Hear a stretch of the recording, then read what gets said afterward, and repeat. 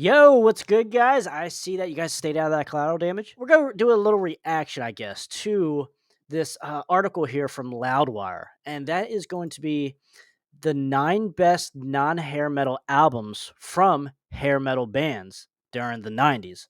All right, so that sounds like fun. We're starting to get into one of my favorite eras of hair metal, and that is the early 90s. But I think this is for the whole decade of 90s. So, like I said, I have not looked through this list. So, but it is kind of weird that that they only chose 9, I guess. I mean, why not just make it 10? Does this writer only know 9 90s hair metal albums? I don't know. I don't know. That just seems weird to have 9. Maybe there's a reason for it. And then we can get started here. So, we're going to read here. Many hair metal bands released albums throughout the 90s and beyond that reflected their attempts to break free from the excesses of their past and explore new musical territories. These albums are notable not only for their deviation from the sound that made these bands famous, but also their willingness to embrace a more mature and at times experimental approaches.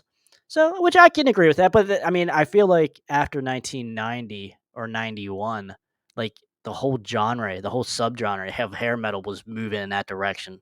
You were getting some of that like punky, really flamboyant, dolled up bands, that didn't really make it big. Like they were big in the underground. That were still coming around, like the Crayola Kids, or Big Bang Babies, and Pretty Boy Floyd, Tough, and stuff like that as well.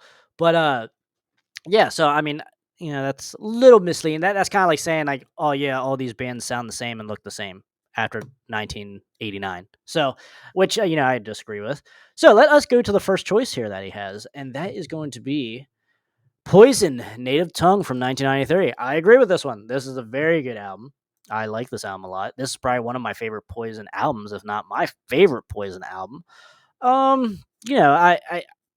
It's good. Well, it did go gold. I mean, I don't know why people don't care for this album.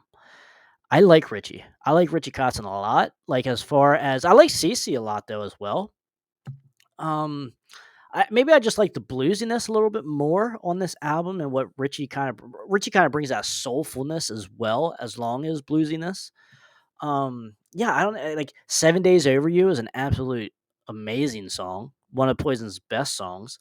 You also had Stand on here as the single, and Fire and Ice, the ballad.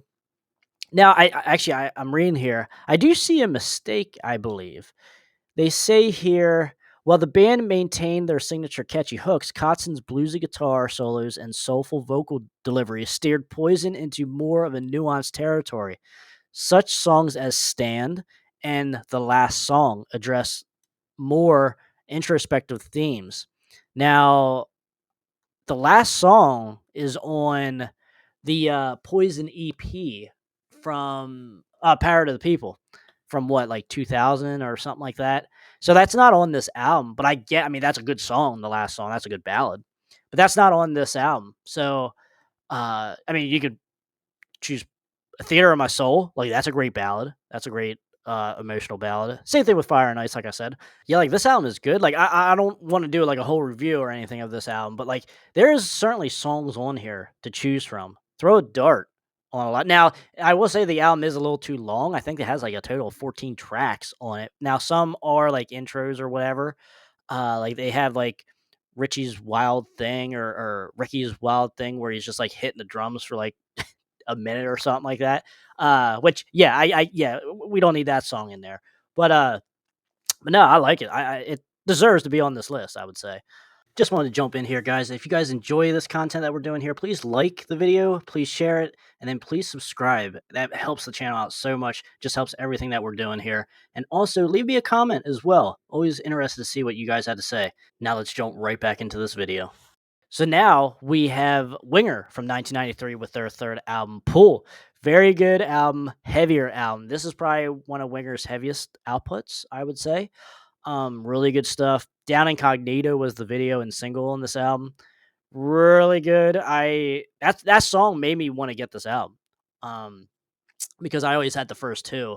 And then I was like, all right, yeah, let me see if I could pull out of my ass here and find it, a physical copy of it. And I did. And Down Incognito was a big part in wanting to find that. And also too, like the ballad Spell 'em Under, I believe, was on this album. Really, really good. Junkyard Dogs heavy. And I like that. There are some good stuff. Is it my favorite Winger album? I don't think so, but certainly really good. I mean, I'm not giving anyone shit for putting it on a list like this. But would it be in my top 9 for this type of list? Probably not. No, yeah, especially if we're talking 1990 to even 19, even if we only do 1990 and 1994, this isn't going to be on a top 9 list, I would say. But it is good, nonetheless. It is good. All right, this is an interesting one here. Dokken Dysfunctional. I don't hate this album. I don't. Now it is all the original guys. I consider this to be in the original run, or the OG era. Although Lynch and Don did split up, and Mick did go and do Lynch Mob. Don went and Don Dokken, and Jeff Pilson, I believe, like did like a couple different projects, like with Wild Horses and different bands and shit like that. So I mean, they did break up for an extended period of time, like 4+ years, and then they came back and did Dysfunctional here, and I think it still holds true to what Dokken is about and stuff. Now, yes, there is some like alternative feel in this, or like an aura to it. It does Don't be expecting Back for the Attack or Tooth and Nail. You're not going to get that, okay? But I think if you listen to it and take into account that it is 1995, I think you're going to be okay with it. Too High to Fly, great song. Awesome song. I love that song. That is probably the easiest, one of the best songs on the album. It gives me such. I'm a big Doors fan, so like I certainly see Jim Morrison doing this kind. This kind of just feels like a nod to the Doors and Jim Morrison, like one of their type of songs, and it's like longer as well. I think it's like over 6 minutes if I remember. Just really, really good stuff.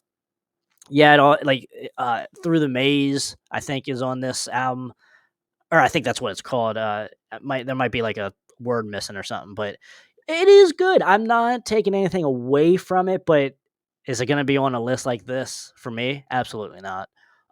But no, this is where, if you haven't checked this out, if you haven't checked Dysfunctional out recently, I would give it an open mind and another listen. So, all right, so this is an easy one here.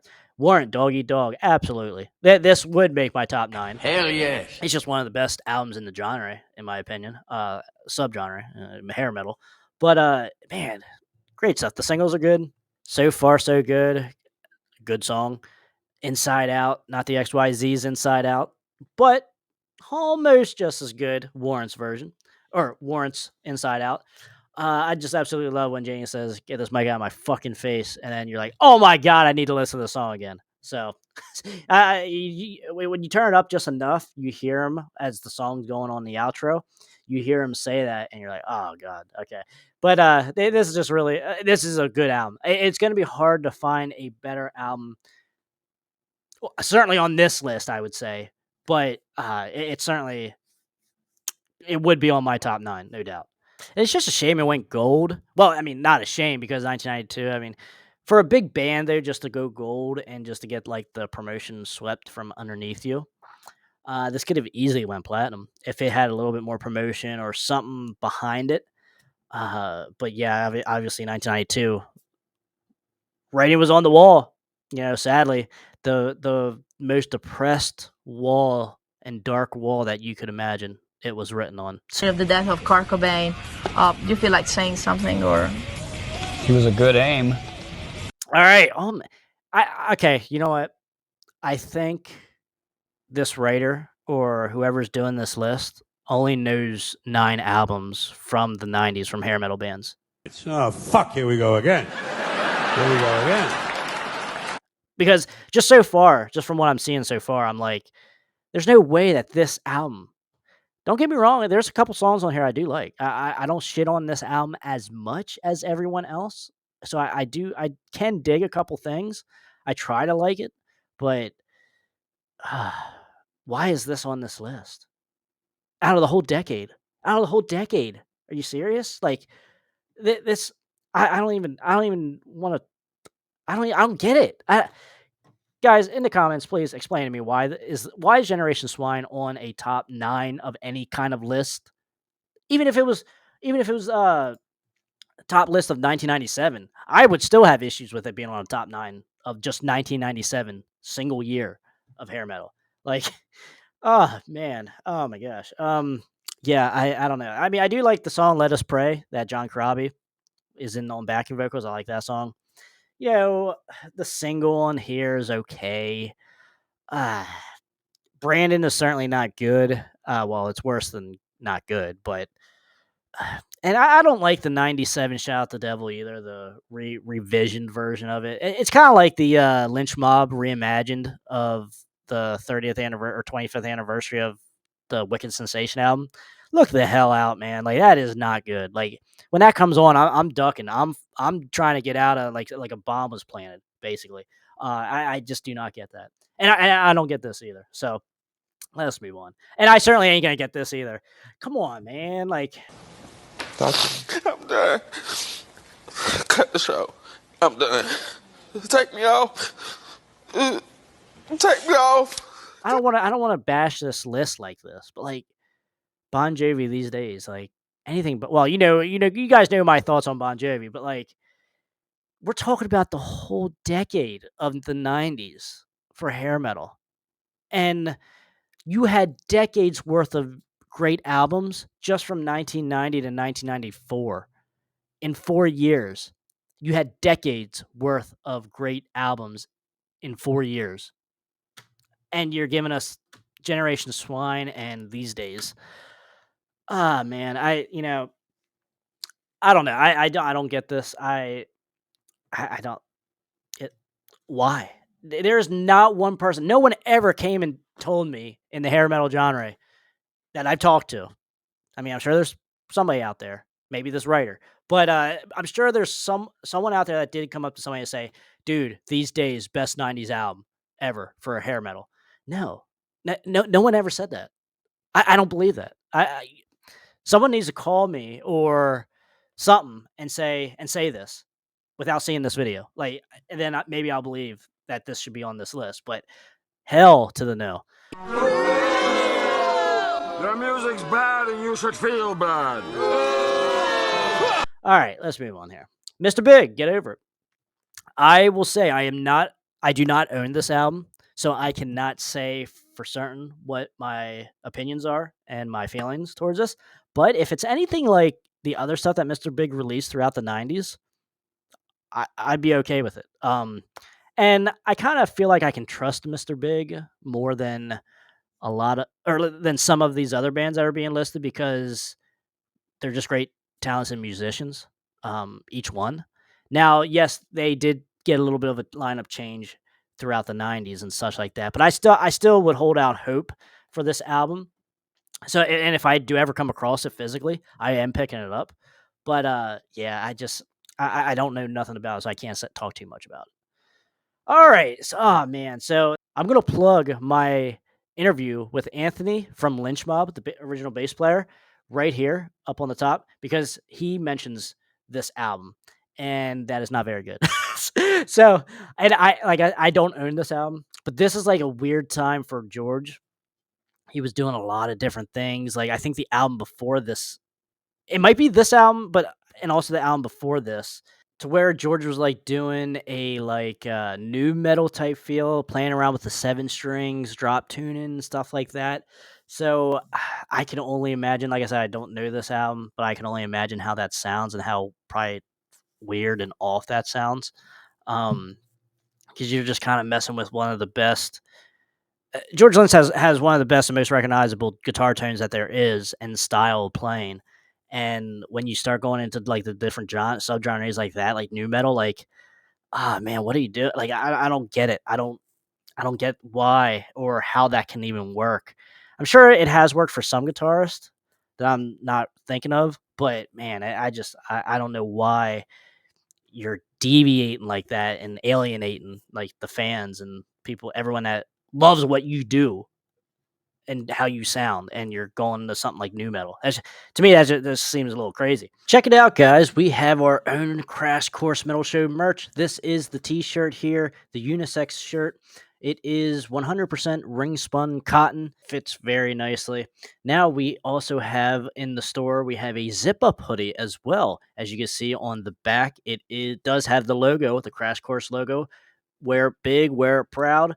And then we also have your standard hoodie here. So both of these hoodies here are 50% cotton and 50% polyester. So there will be not hardly any shrinkage, if at all. Shout out again to Integral Merch Services. And if you guys can pick up any merch, I would greatly appreciate it. And that helps the channel out so much. And like always, guys, stay out of that collateral damage. All right, so now we have Stryper Reborn. This isn't 90s. This is, 2005. Like, what are we messing with our list now? Are we mind fucking everyone? What's going on here?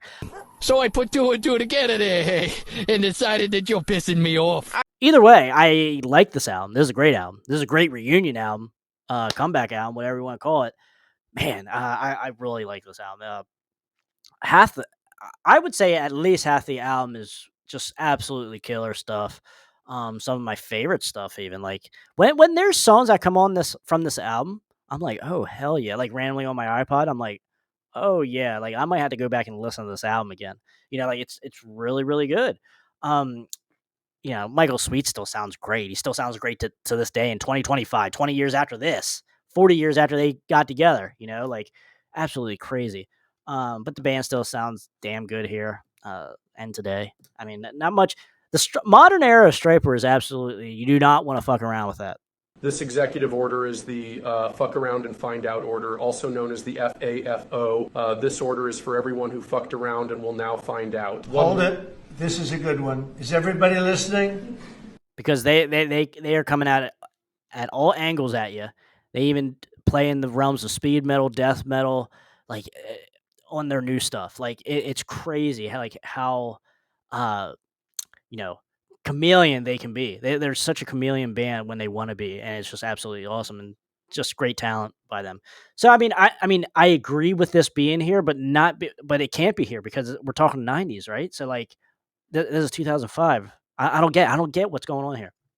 So, all right, I think we got through all 9. That was crazy. Sorry, I didn't want this to be a rant, guys, but but it just comes out. Like I don't look at these lists beforehand, so like, you're getting the true thought of these albums here. So let's go back through. We got Stryper Reborn, which is a great album.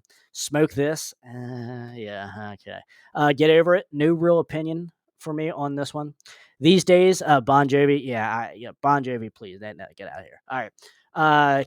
Shouldn't be in the top 10 of anything.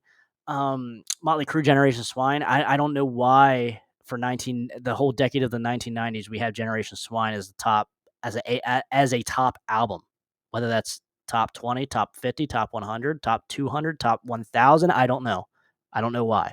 So, we'll have to find answers, clarity. We're gonna have to find clarity somewhere. All right, Warrant, Doggy Dog. This is the one I agree the most with. Obviously, one of the best in the subgenre. Dokken, Dysfunctional. Good album. For what it is in 1995, it's good. Winger Pool. I'm cool with this being here, and I'm cool with Native Tongue being here as well. So that is the 9 there, guys. All right. So I don't know. I guess maybe Sydney Taylor wrote this, maybe, or just with the gallery credits. So either way, I would like to know a little bit more as to why some of these albums were chosen. So yeah, let me know in the comments, guys, what you guys think of this top 10 or top 9 list for the 9 best non-hair metal albums by hair metal bands. So, all right, I'm quite interested to see what you guys had to say. I will do a list for myself as well for this, and it's gonna look certainly a lot different. I hope you guys enjoyed this video, and stay out of that collateral damage, guys. And until next time, if you guys enjoyed this reaction video to this list, check out another reaction video I did to Bryce's list.